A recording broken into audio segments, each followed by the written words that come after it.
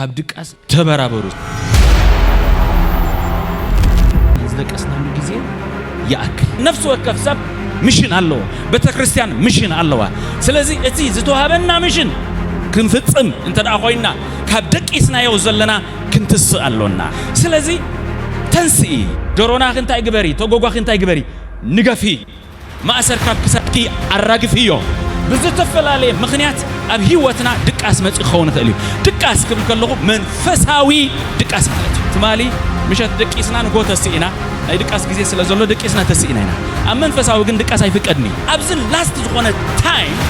ንቅዱሳን ዘደቅስ ዘደንዝዝ ብዙሕ ነገር አለ ፈንጢስኩም እንተ ዘይወጽኩም እንተ ዳዕ ነቅሂና ህሊና ፍቲ መንፈሳዊ ነገር ብሩቃት ኃጢአት ማለት ንዓና ቀሊል አይኮን ህሜት ማለት ንዓናስ ብቀሊል አይንርኢና ሱቂኑ ሸንተፍ ኢሉ ዝወጽእ ዘረባ ግጉይ ዘረባ